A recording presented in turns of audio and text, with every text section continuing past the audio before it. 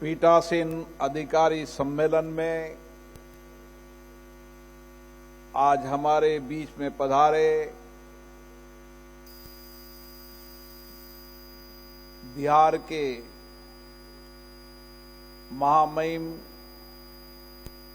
राज्यपाल महोदय आरिफ मोहम्मद खान जी,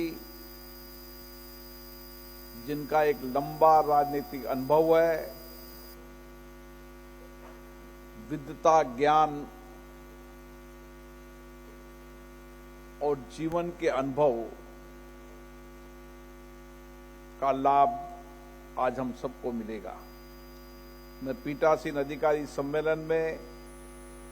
उनका हार्दिक अभिनंदन करता हूं, स्वागत करता हूं। हमारे बीच में डॉक्टर हरवंश जी, श्री नंद किशोर यादव जी, विजय कुमार सिन्हा जी, अवधेश नारायण सिंह जी, नरेंद्र यादव जी, राम बच्चन राय जी और सभी पीठासीन अधिकारीगण, विधायकगण, माननीय मंत्रीगण, मैं सबका अभिनंदन करता हूं कि ज्ञान, अध्यात्म और लोकतंत्र की इस पावन भूमि बिहार में 2 दिन माननीय पीठासीन अधिकारियों की सार्थक भागीदारी रही। उनके उत्कृष्ट विचार, उनके अनुभव, उनके संस्थाओं के इनोवेशन को हमने साझा किया ताकि हम अपनी अपनी विधानसभा को श्रेष्ठ विधानसभा बनाकर जनता की अपेक्षाओं, आकांक्षाओं को पूरा कर सकें। पिछले 2 दिनों में बहुत सार्थक, रचनात्मक चर्चा भी हुई और भागीदारी भी रही। ये सम्मेलन पटना की धरती, जो लोकतंत्र की धरती है, आध्यात्मिक की धरती है,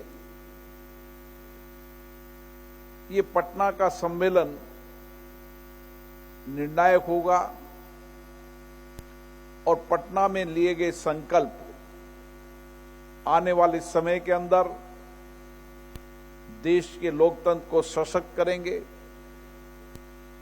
संवैधानिक मूल्यों को सशक्त करेंगे और संविधान के मार्गदर्शन में हम सब हमारी विधायी संस्थाओं को जनता के और भागीदार बनाकर इन संस्थाओं को उत्पादकता और जवाबदेही के साथ देश की जनता की अपेक्षाओं को पूरा करने का इन संस्थाओं का अनुभव में मिलेगा। मुझे खुशी है, माननीय सदस्यों ने बड़ी गंभीर चर्चा की, वर्तमान चुनौतियों की चर्चा की, भावी चुनौतियों की चर्चा की, अपनी अपनी विधायी संस्थाओं में नए नवाचार की अनुभव को साझा किया, नए नियम के साथ किस तरीके से हम चुनौतियों का समाधान कर सकते हैं, उसके विचारों को साझा किया। अब समय आ गया है कि जिन अपेक्षाओं के साथ हमारे संविधान निर्माताओं ने इन विधायी संस्थाओं का निर्माण किया था, उन विधायी संस्थाओं को हम और बेहतर कैसे बना सकते हैं, ये पीठासीन अधिकारी के रूप में हमारी सबकी सामूहिक जिम्मेदारी है। क्योंकि विधायी संस्थाओं में नीतियां बनती है, कानून बनते हैं, योजनाओं की समीक्षा होती है, जनता की अपेक्षाएं, आकांक्षाएं, कठिनाई, अभावों की चर्चा होती है। और इसलिए हमने पटना के इस अधिवेशन में संकल्प लिया है कि हम विधायी संस्थाओं को और चर्चा, संवाद का केंद्र बनाएंगे और हमारे माननीय जनप्रतिनिधि इन विधान संस्थाओं के अंदर श्रेष्ठ चर्चा, उच्च कोटि की चर्चा, अच्छी परंपराओं को पालन करते हुए इन विधायी संस्थाओं को जनता की अपेक्षाओं के अनुरूप बनाने का प्रयास करें। उसी के साथ हमने प्रस्ताव लिया है कि हमारी विधायी संस्थाओं के कार्यक्रम में और कुशलता लाने का, नई टेक्नोलॉजी का उपयोग करना, जनता की भागीदारी बनाना और विधायी संस्थाओं की उत्पादकता को बढ़ाना,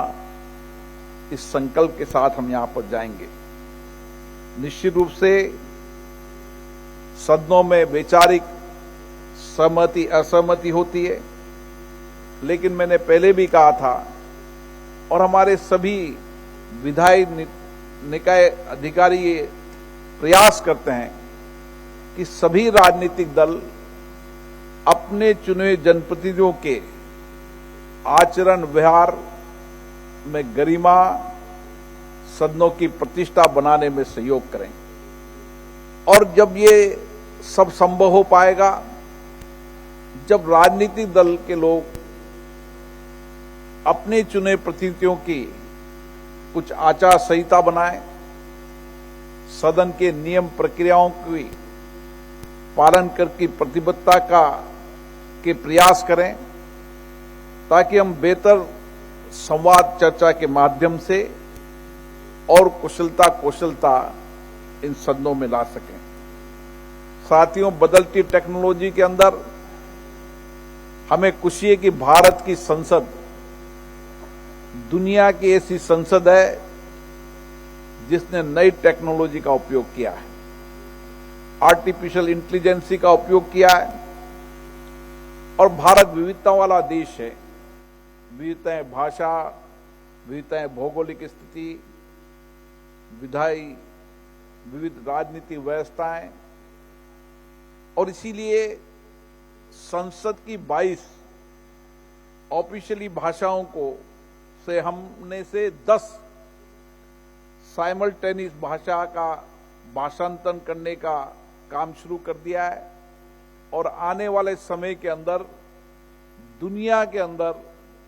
भारत की संसद होगी जो हमारी 22 भाषाओं के अंदर साइमल्टेनियस भाषांतरण को उपलब्ध कराएगी। इतना ही नहीं, हम आने वाले समय के अंदर हम सभी 22 भाषा जो हमारे देश के अंदर संसद में मान्यता प्राप्त है, उनके अंदर पार्लियामेंट्स के पेपर्स, रूल्स, उसके साथ जितनी भी कार्रवाई सदन की है, उन सदन को हम उन भाषा में उपलब्ध कराने के लिए गति को बढ़ रहे हैं। इसी के साथ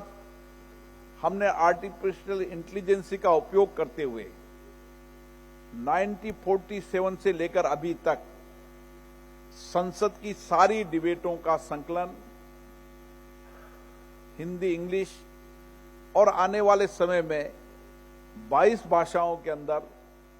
हम इसका अनुवाद करेंगे, ताकि देश की अलग अलग भाषाओं के लोग उस संवाद चर्चा को सुन भी सके और पढ़ भी सके। और यही प्रयास हमारी राज्य की विधानसभा भी कर रही है। और इसीलिए, क्योंकि केंद्रीय विधानमंडल होने के कारण लोकसभा की जिम्मेदारी है कि सभी राज्य की विधानसभाओं के अंदर, जहां हम एक प्लेटफॉर्म पर एक देश एक विधान के लिए हम काम कर रहे हैं, और उसी के साथ आर्टिफिशियल इंटेलिजेंस का उपयोग करते हुए उनकी राज्य की विधानसभाओं के अंदर जो भी कार्रवाई अभी तक हुई है, उस डिबेट को हम हिंदी इंग्लिश में अनुवाद करने के बाद एक प्लेटफॉर्म पर लाने का संकल्प हमने इस पटना के अधिवेशन में किया है। 2025 में इस संकल्प को हम पूरा करें, इसके लिए मैं सभी पीठासीन अधिकारियों से अपेक्षा करूंगा कि वह अपने अपने यहाँ जितनी भी डिबेट है, उन डिबेट को डिजिटाइजेशन करने का काम शुरू करें। संसद उनको तकनीकी सहयोग करने के लिए हमेशा तैयार है। मैं पुनः आप सब पीठासीन अधिकारियों को धन्यवाद देता हूं, जिन्होंने सार्थक चर्चा की, अपने नवाचारों का किया, और हम सब आज पटना अधिवेशन से इस संकल्प के साथ निकले कि देश और राज्य को हम विकसित बनाने में हमारे संकल्प को पूरा करेंगे। और यही विधायी संस्थाएं देश में चर्चा, संवाद, सहमति असहमति के साथ देश को आगे बढ़ाते हुए 2047 तक राज्य और देश विकसित बने, इस संकल्प के साथ हम जा रहे हैं। और मुझे आशा है भारत विकसित भारत का सपना इन्हीं विधायी संस्थाओं से पूरा होगा। आप सब लोगों से अपेक्षा है कि वह अपनी अपनी विधायी संस्थाओं के अंदर देश की, प्रदेश की भावी विकास योजनाओं को और 2047 तक विकसित भारत बनाने के संकल्प को हम चर्चा, डिबेट के माध्यम से आगे बढ़ाएं और इस सपने को पूरा कर सकें। आज पुनः मैं महामहिम राज्यपाल महोदय का पुनः धन्यवाद देता हूं कि वह आज यहाँ पधारे और उनके ज्ञान वर्धक